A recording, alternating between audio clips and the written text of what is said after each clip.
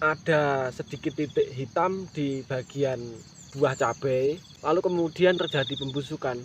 Itulah ciri-ciri dari serangan hama lalat buah. Assalamualaikum warahmatullahi wabarakatuh. Kembali lagi di channel Bertani Tanpa Kimia, channel yang membahas seputar dunia pertanian tanpa menggunakan pupuk kimia. Pada kesempatan pagi hari ini saya akan menjelaskan terkait cara yang mudah ya untuk membasmi serangan hama lalat buah.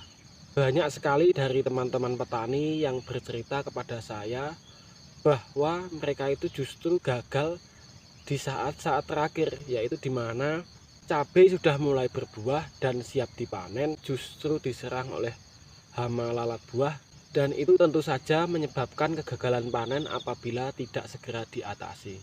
Dalam video ini saya akan menjelaskan dengan sesingkat-singkat mungkin bagaimana cara mudah ya menangani hama lalat buah agar tidak menyebabkan kegagalan panen. Untuk langkah yang pertama yang harus kita lakukan yaitu kita harus segera memutus siklus hidup dari lalat buah tersebut, yaitu dengan cara apabila kita mulai melihat ya ada ciri-ciri tanaman cabai seperti ini ya, ada sedikit titik hitam di bagian buah cabai, lalu kemudian terjadi pembusukan. Itulah ciri-ciri dari serangan hama lalat buah. Apabila kita melihat ciri-ciri seperti itu, tindakan yang harus kita lakukan yaitu kita harus segera mengambil dan mengumpulkan. Nah, seperti ini ya. Kita harus segera ambil dan kumpulkan, masukkan dalam kantong kresek, terus kita ikat dengan rapat. Itu kalau bisa kita buang di tempat sampah yang jauh dari lahan kita. Bisa kita kubur ya kita kubur, kita buang. Waktu teman-teman bakar sampah ikut dibakar sekalian juga bagus. Kalau tidak segera dilakukan penanganan, kita biarkan cabai itu membusuk lalu jatuh ke tanah, itu nanti proses pembusukan akan sempurna.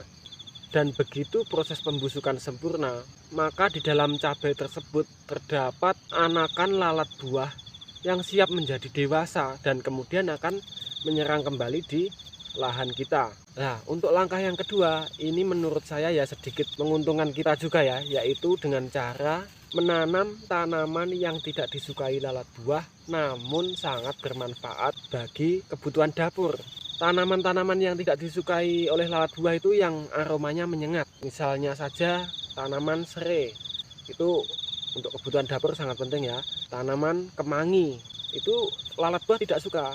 Kalau bisa ya, kalau kita menanam semisal seperti cabai, itu paling tidak 1 atau 2 tanaman kemangi atau serai itu harus ada di sekitar tanaman cabai kita. Selain aromanya yang tidak disukai lalat buah merasa terganggu akan kehadiran dari tanaman-tanaman tersebut sehingga tidak mendekati lahan kita.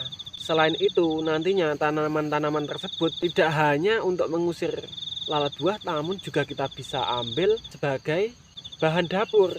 Nah, untuk tips yang ketiga, kita harus sering-sering membersihkan lahan kita. Kalau bisa lahan kita itu harus tetap bersih ya. Kalau lahan kita bersih, itu pastinya tanaman juga akan sehat dan bisa meningkatkan kekebalan dari tanaman itu sendiri. Mungkin sekian tips yang bisa saya sampaikan. Semoga video ini bermanfaat. Wassalamualaikum warahmatullahi wabarakatuh.